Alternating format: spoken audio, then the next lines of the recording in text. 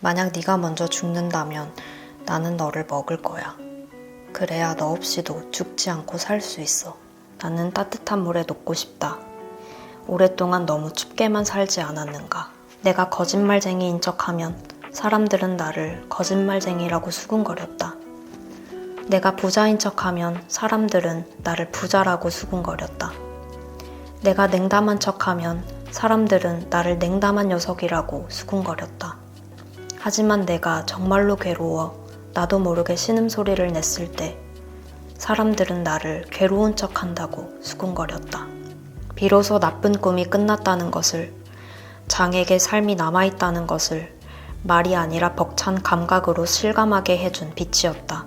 그러나 햇빛 가운데로 막상 몸을 내밀었을 때 장은 쏘는 듯한 그 빛에 눈을 감았으며 기쁨 대신 강한 부끄러움을 느꼈다. 이 책이 미온인지 기온인지에 따라서 생각이 달라진다고 하던데, 제가 안진진이라면 저는 좀 실질적으로 도움이 되는 내용이 많다고 느꼈어요. 여러 가지로 좋은 내용이 많았던 책이라서 징글징글한, 그렇지만 또 아름답다고 볼 수도 있은, 귀담아 듣지는 마시고요. 그냥 저는 그랬다는 거. 두 번째 책 속 영상으로 돌아온 여느 때입니다. 원래는 상반기, 하반기를 나눠서 6월에 업로드를 하려고 했는데 그러면 영상이 너무 길어질 것 같아서 분기별로 업로드를 해보려고 합니다. 읽었던 책들을 간략하게 소개를 해드리고, 그리고 저의 감상평을 약간 곁들이는 식으로 진행을 해보려고 하는데, 먼저 첫 번째는 구애증명입니다. 유명한 구절 때문에 이렇게 궁금해서 읽어보게 된 책인데요. 저는 책의 문장에 꽂히면 구매로 이어지는 편이어서 이 책을 읽어보게 됐습니다. 만약 네가 먼저 죽는다면 나는 너를 먹을 거야. 그래야 너 없이도 죽지 않고 살 수 있어. 이 구절이 되게 유명하고, 그래서 저도 그 궁금증에 이 책을 읽어보게 됐는데, 좀 찐득하고 무겁고 징글징글한, 그렇지만 또 아름답다고 볼 수도 있겠는 그런 사랑 이야기입니다.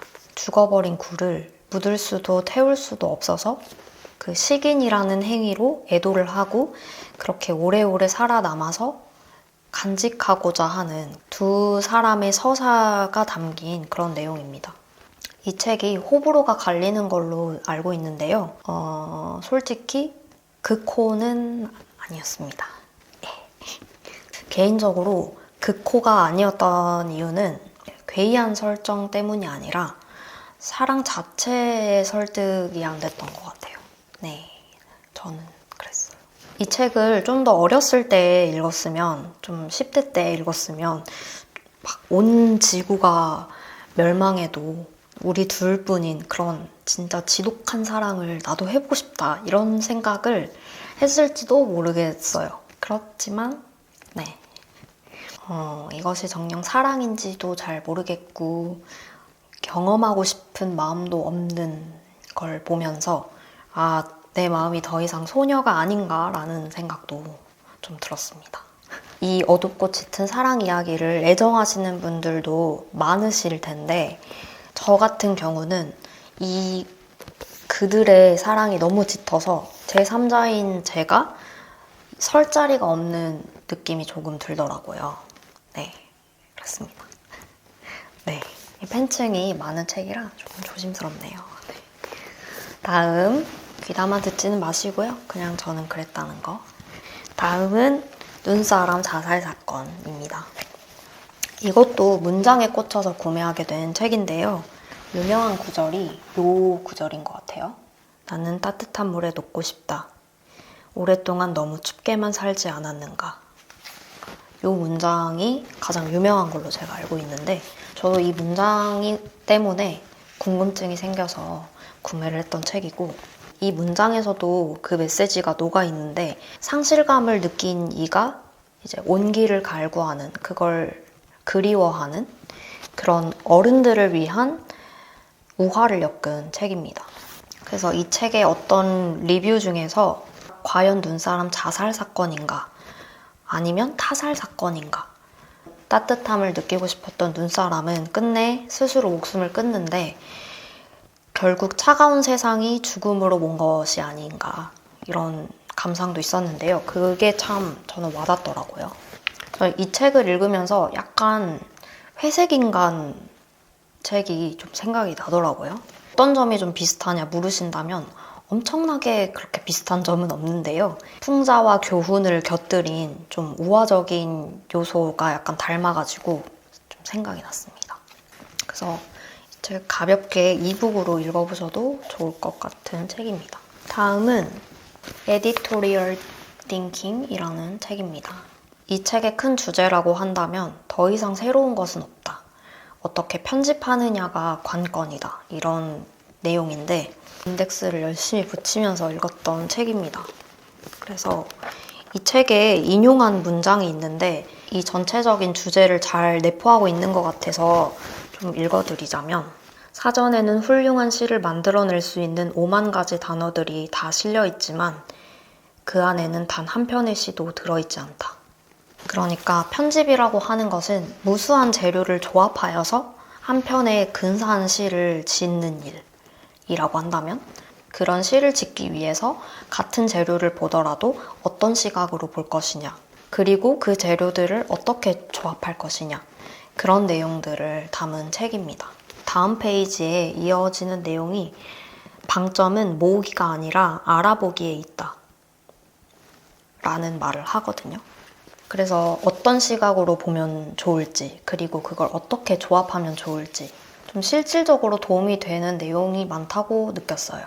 요즘은 개인이 기획자이자 창작자가 되어가는 시대라고 느끼는데 꼭 편집자나 크리에이터가 아니더라도 본인이 가진 것을 잘 PR할 줄 알아야 하는 시대라고 생각하거든요. 그래서 그 부분에서 좀 도움이 될 수 있는 책이라고 생각합니다. 또 사고를 약간 말랑말랑하게 해주는 책이라서 또 추천드립니다. 검은 사슴입니다. 저번 영상에서도 언급한 적이 있는데 제가 한강 작가님을 좋아하거든요. 근데 작가님 작품들이 대체로 이 책 무슨 내용이야? 하고 물었을 때 약간 대답하기 어려울 때가 많아요. 인물의 감정 묘사 그리고 작품 안에 메시지의 무게가 실린 그런 작품들이 많아가지고 소설을 읽으실 때 줄거리의 재미가 좀 중요하신 분들이라면 안 맞으실 수도 있겠다라는 생각이 들고요. 그렇지만 저는 한강 작가님 작품 매우 극호입니다. 저는 문체에 되게 영향을 많이 받아서 그 시 같은 문장을 보고 있으면 좀 경외감마저 들거든요. 그래서 혼자 있을 때 막 대응본 상태로 난리치면서 읽는 스타일이에요. 책에 개인적으로 좋았던 구절을 먼저 읽어드리자면 길거리에서 우는 사람을 본 것이 그때가 처음이었던 것은 아니었다.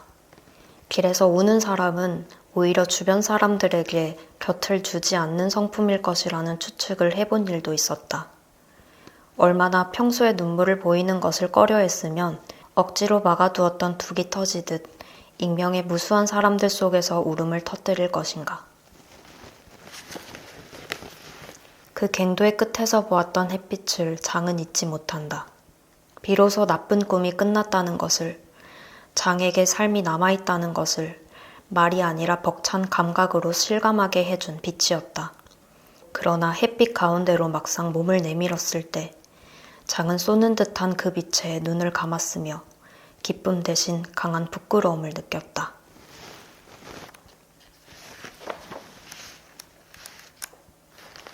황국의 여관방에서 썰물처럼 빠져나가던 꿈의 잔상이 와락 정수리를 적셨다. 나 역시 머리를 뒤틀며 신음을 흘리고 있었던 것일까? 이따금 새벽녘이면 의선이 진지한 손길로 내 얼굴을 쓸어내렸던 것은 그 때문이었을까? 나 역시 명윤처럼, 어머니처럼, 의선처럼, 아니 의선과 함께 그 무덤 같은 방에 나란히 누워 짐승 우는 소리를 내며 몸부림을 치곤 했던 것일까? 그것을 몰랐던 것은 나뿐이었을까? 이 작품은 네 인물이 등장을 하는데 삶의 어둠을 대하는 각 인물들의 태도를 보는 게 관전 포인트가 아닐까라는 생각이 드는데요. 이 책을 읽으면서 그래도 살아야 하지 않나? 그래도 죽는 건 아니지 않나? 하면서 멀리서나마 알고 지냈던 사람처럼 마음이 가더라고요. 그래서 삶에 어둠이 드리워져 있음에도 왜 삶은 의미가 있는가 생각하게 하는 그런 책입니다. 약간 여담으로 한강 작가님 작품에 새, 비 또는 눈, 퓨즈가 끊긴 여인, 그러니까 정신이 나간 여자, 그런 매개물이 자주 등장하는데요. 그래서 다른 작품의 연장선인 것 같은 느낌이 들 때가 있더라고요. 이선이라는 인물은 채식주의자의 여동생이 생각나기도 하고 세상에 섞이지 않은 순수한 인물, 그래서 현실과 좀 동떨어진 동물적인 그런 인물을 배치하면서 현실의 어둠과 대비감을 주는 장치일 수도 있겠다라는 생각을 그냥 혼자 해봤습니다. 물론 정답은 아니고요. 제 생각입니다. 프레임이라는 책입니다. 지금 큰 주제에 대해서 말을 해보자면 내가 세팅하는 색안경에 대한 내용입니다. 저는 초등학생 때 지식 채널 2 보는 걸 좋아했거든요. 동생이랑 나란히 앉아가지고 그거를 보고 있으면 괜히 내가 똑똑해지는 것 같고 좀 재밌기도 하고 그래서 좀 자주 봤는데 특히 인간의 심리에 대한 내용 보는 걸 좋아했거든요. 근데 그때 봤던 실험들이 이 책에 많이 수록되어 있더라고요. 군중 심리 같은 여러 실험 사례나 이야기들이 짤막하게 뒷받침되어 있는 형식이다 보니까 그렇게 보기에 어렵지 않게 읽을 수 있는 책입니다. 좀 공감이 많이 갔던 구절이 있는데 사람들은 흔히 프레임을 마음가짐 정도로만 생각한다. 그래서 좋은 프레임을 갖기 위해서는 좋은 마음을 가져야겠다고 결심한다. 그러나 프레임은 결심의 대상이라기보다는 설계의 대상이다. 그리고 또 하나 들려드리면 우리가 다른 사람들에 대해서 말하는 평가나 내용들을 보면 다른 사람이 어떤 사람인지에 대해서보다 우리 자신이 어떤 사람인지를 더 많이 드러낸다. 저는 사람이 평소에 하는 말에 그 사람이 담긴다고 생각을 하는데요. 이 책에도 그런 내용이 있더라고요. 왜냐하면 본인이 평소에 생각하는 것을 두드러지게 보기 때문에 본인이 오히려 감추고 싶어 하는 결핍이나 욕망이 드러나게 되는 것 같아요. 예를 들면 외모 이야기를 자주 하는 사람은 외모에 대한 생각을 많이 하고 있는 그런 것들. 그래서 긍정적이고 좋은 이야기를 많이 하는 사람은 가식적인 게 아니라 좋은 생각을 실제로 많이 하고 그래서 그것을 두드러지게 보는 사람일 가능성이 높아요. 맨 처음에 읽어드린 구절의 내용처럼 이것은 좋은 생각을 해야지 하고 다짐을 하는 게 아니라 그렇게 세팅이 된 거거든요. 어디선가 이런 말을 본 적이 있는데 네가 몰라서 그래. 내가 해봤는데 그거 안 돼. 나도 겪었는데 그건 불행해. 이렇게 속단하는 말을 함부로 상대에게 하면 안 되는 이유가 그 상대는 내가 겪은 세상과 다르게 순탄하고 행복할 수도 있을 뿐더러 그런 속단하는 발언이 내 세상이 불행하고 나는 그렇게 세상을 바라보고 있는 사람이라는 걸 만천하에 알리는 반증이 된다는 거예요. 사람은 내가 보는 세상이 전부라고 믿지만 상대방의 세상은 내가 보는 세상이 아니니까요. 결론적으로 경험은 주관적인 것이고 내가 프레임을 어떻게 세팅하느냐에 따라서 완전히 다른 경험과 의미가 된다는 것. 그래서 건강한 프레임을 세팅하도록 노력해야 하고 타인을 함부로 재단하거나 속단하는 것은 주의해야 한다. 한 번 더 내 자신을 되돌아보게 하는 그런 책이었습니다. 또 하나 좋았던 내용은 누가 봐도 아닌 답을 나를 제외한 모든 사람이 그 아닌 답을 고르는 거예요. 그랬을 때 본인의 소신을 지키는 사람은 단 25%였대요. 그런데 이때 올바른 답을 함께 골라주는 딱 한 사람만 생겨도 100% 가까이의 정답률로 바뀌었다라는 실험이거든요. 그래서 소신을 지키지 못하는 이유가 천성적으로 겁쟁이이거나 소심해서가 아니라 우리 주변에 그 한 사람이 없기 때문임을 보여준다. 그래서 이 내용을 읽으면서 나는 그 한 사람이 없어도 내 소신을 말할 수 있는 사람일까? 또 누군가의 소신을 지킬 수 있도록 용기를 주는 그 한 사람일 수 있을까? 이런 생각을 하게 된 것 같아요. 그리고 이어지는 내용에 그러나 더 좋은 해결책은 집단의 다양성을 보장하여 우리 모두의 소신을 이끌어내는 것이다 라는 구절이 와닿았었는데요. 이렇게 살기도 하고 저렇게 살기도 하고 그냥 우리의 소신들이 유난스럽거나 별난 취급받지 않고 다 자연스러웠으면 좋겠다 이런 생각도 했습니다. 이 책의 내용 중에서 사람은 타인이 나에게 미치는 영향에 대해서는 크게 생각을 하는 반면에 내가 타인에게 미치는 영향은 미미하게 생각한다 라는 내용이 있는데 내가 타인에게 영향을 준다면 이왕이면 긍정적인 쪽이었으면 좋겠다고 생각했습니다. 개인적으로 기억에 남는 내용 몇 가지를 소개해드린 거고 읽어보시면 다른 내용이 더 와닿으실 수도 있어요. 아무튼 여러 가지로 좋은 내용이 많았던 책이라서 읽어보시길 추천합니다. 다음은요. 모순입니다. 많은 분들이 인생책으로 꼽으시는 모순입니다. 보면서 저는 응답하라 드라마도 좀 생각이 나고 좀 드라마 한 편을 보는 것 같았어요. 전체적인 내용이 두 남성 사이에서 누구를 반려자로 선택을 할 것이냐 그렇게 갈등을 하는 내용인데요. 읽어보신 분들이라면 너는 누구를 선택할 것 같아 하면서 이야기를 나누는 것도 재미있는 이야기거리가 될 것 같은데 제가 안진진이라면 저는 나영규 씨입니다. 그 이유는요. 이 인덱스 이 부분을 읽고 이야기를 해볼게요. 사랑은 그 혹은 그녀에게 보다 나은 나를 보여주고 싶다는 욕망의 발현으로 시작된다. 있는 그대로의 나보다 이랬으면 좋았을 나로 스스로를 향상시키는 노력과 함께 사랑은 시작된다. 솔직함보다 더 사랑에 위험한 극약은 없다.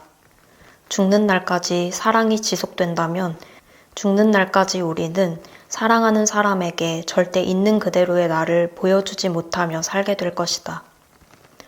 사랑은 나를 미화시키고 나를 왜곡시킨다. 사랑은 거짓말의 유혹을 극대화시키는 감정이다. 저는 사랑은 여러 형태가 있다고 생각하는데요. 아까 그 구절의 내용은 딱 사랑을 시작할 때의 감정 같아요. 더 나은 사람으로 보여지고 싶고 못난 모습은 감추고 싶은 마음. 그렇지만 결혼의 반려자를 선택함에 있어서는 약간 맞지 않다고 생각하거든요. 그때는 서로의 장점, 단점, 결핍, 있는 그대로의 모습을 완전히 아는지 그리고 그걸 포용할 수 있는지가 중요하다고 생각합니다. 그런 맥락에서 봤을 때 주인공은 나영규 씨 앞에서는 더 솔직했거든요. 본인의 사정을 감추지 않고 의논하고 그런 모습을 보면서 당연히 나영규 씨 아닌가? 라고 생각을 했어요.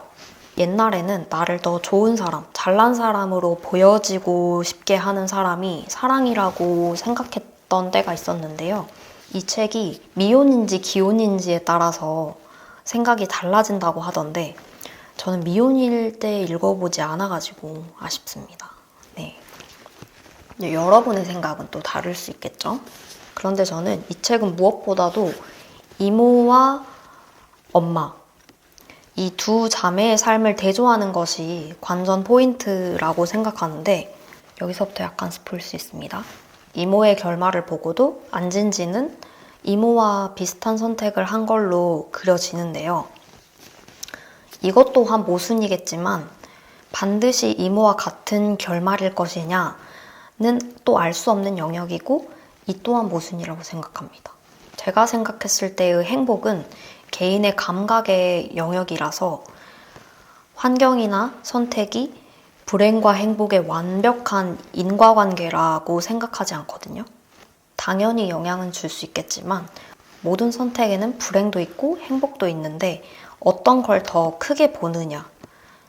누가 봐도 불행이 더 큰 것 같은데도 그 안에서 기어이 행복을 찾아내고야 마는 사람들이 있잖아요. 그래서 그런 개인의 역량, 그리고 나에게 맞는 행복의 요소인가, 그 차이라고 생각합니다.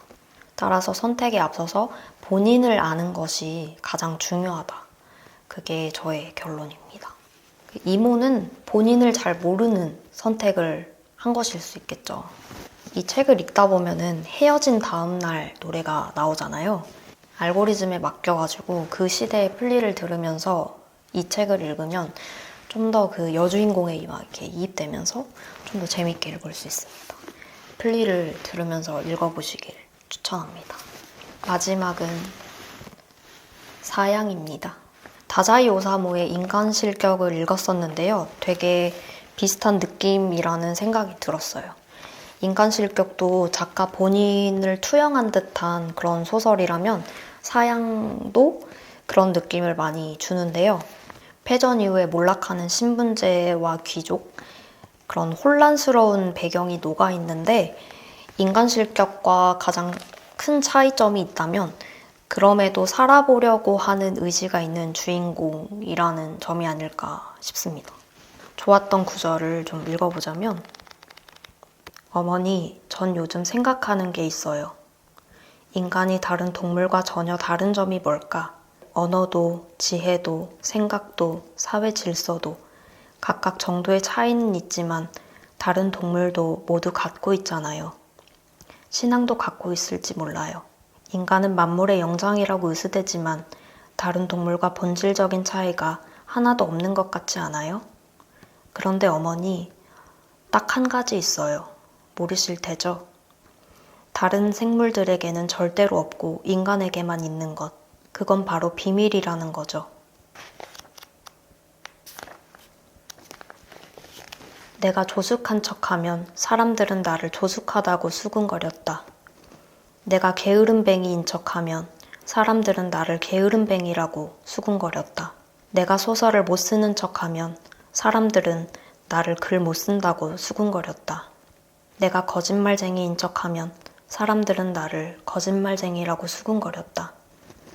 내가 부자인 척하면 사람들은 나를 부자라고 수군거렸다.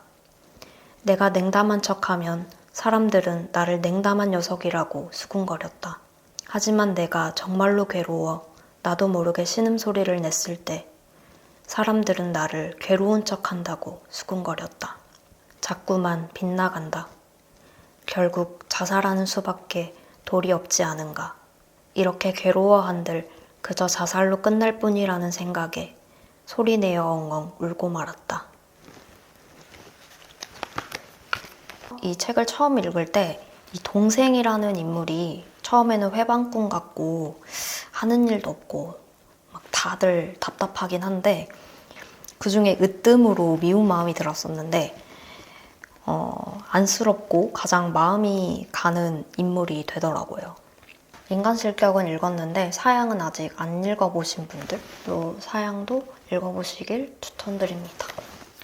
그래서 7권 책 이야기를 해봤는데요.